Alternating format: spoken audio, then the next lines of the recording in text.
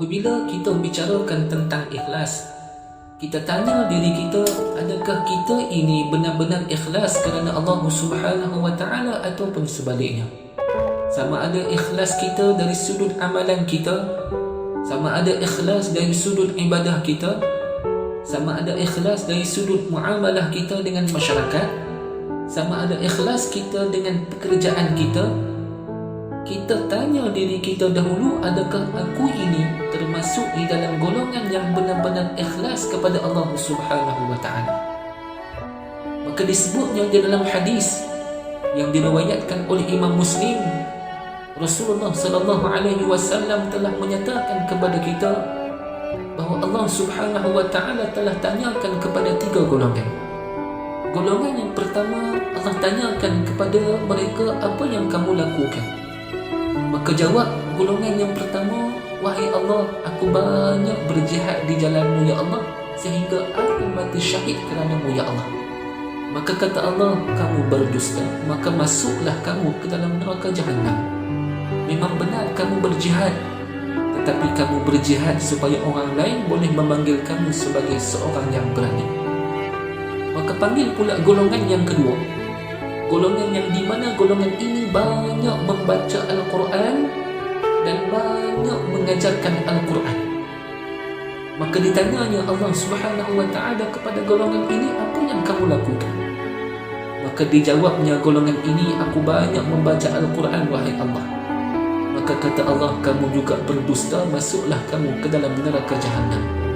Memang benar kamu membaca Al-Quran, tapi kamu membaca Al-Quran hanya semata-mata supaya orang lain boleh panggil kamu sebagai seorang qari. Maka Allah tanya pula kepada golongan yang ketiga, iaitu golongan yang banyak menuntut ilmu Allah Subhanahu wa taala dan banyak mengajarkannya. Maka Allah Subhanahu wa taala mengatakan, kamu juga berdusta. Memang benar kamu menuntut ilmu dan mengajarnya, tetapi kamu menuntut ilmu supaya orang lain boleh panggil kamu sebagai seorang alim.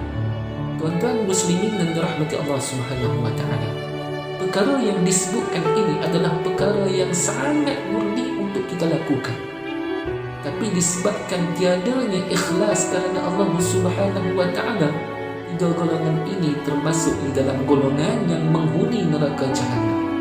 Sebab itu ikhlas ini adalah barang rahsia Allah Subhanahu wa taala dengan manusia.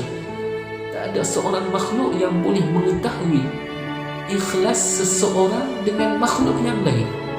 Hari ini saya datang mengajar, tuan-tuan pun tak tahu adakah hari ini saya benar-benar ikhlas kerana Allah Subhanahu wa taala ataupun tidak. Dan saya pun tak tahu adakah tuan-tuan yang hadir pada hari ini adakah benar-benar ikhlas kerana Allah Subhanahu wa taala ataupun sebaliknya. Sebab itu saya katakan bahawasanya ikhlas itu adalah rahsia kita dengan Allah Subhanahu wa taala. Allah sebut dalam Al-Quran, wa ma umiru illa liya'budullaha mukhlisin. Mereka hanya diperintahkan oleh Allah Subhanahu wa taala untuk menyembahnya dengan penuh ikhlas mentaatinya. Ini adalah bukti bahawasanya kita hidup di atas muka bumi Allah Subhanahu wa taala, kita kena melakukan apa saja amal ibadah kita mestilah kerana Allah Subhanahu wa taala, dan melakukan amalannya semata-mata kerana Allah Subhanahu wa taala. Kita sembahyang 5 waktu, tuan-tuan, kita sebut benda yang pertama kita sebut di dalam takbir kita, qul inna salati wa nusuki wa mahyaya wa mamati lillahi rabbil alamin. Sesungguhnya solatku ya Allah, ibadatku ya Allah, hidupku ya Allah, dan matiku ya Allah hanya kerana-Mu ya Allah. Itu satu benda yang kita lafazkan, yang kita sebut apabila kita sembahyang kerana Allah Subhanahu wa taala, dan itulah yang kita lafazkan menunjuknya ikhlas kita kerana Allah Subhanahu wa taala.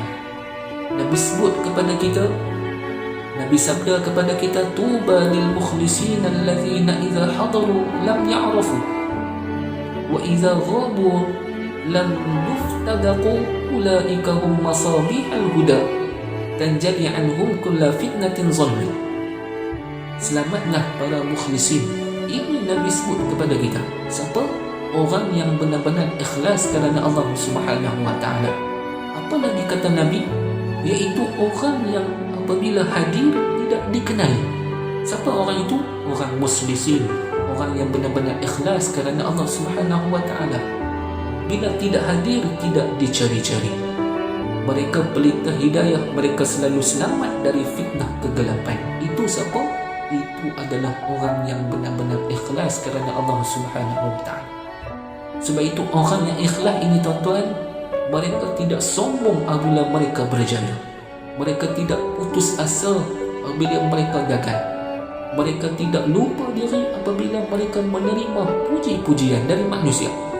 Dan mereka takkan mundur ketika mana mereka dicaci. Sebab itu mereka ini melakukan segala perbuatan, melakukan segala amalan hanya semata-mata ikhlas mencari redha Allah Subhanahu wa ta'ala. Sebab itu muslimin dan muslimat yang dirahmati Allah Subhanahu wa ta'ala, kita tanamlah, kita niatlah dalam kehidupan kita, segala amalan kita, niat ikhlas mencari redha Allah Subhanahu wa ta'ala. Jangan kita mencari redha selain daripada Allah Subhanahu wa ta'ala. Maka apabila kita mencari redha selain daripada Allah Subhanahu wa ta'ala, maka disitulah syaitan ataupun iblis dia datangkan musuh-musuh melawan kepada kita supaya kita terpesong jauh daripada ikhlas kita kepada Allah Subhanahu wa ta'ala. Tuan-tuan muslimin yang dirahmati Allah Subhanahu wa ta'ala, moga-moga perkongsian ilmu pada hari ini memberikan manfaat kepada diri saya juga dan juga kepada tuan-tuan yang dirahmati Allah Subhanahu wa ta'ala.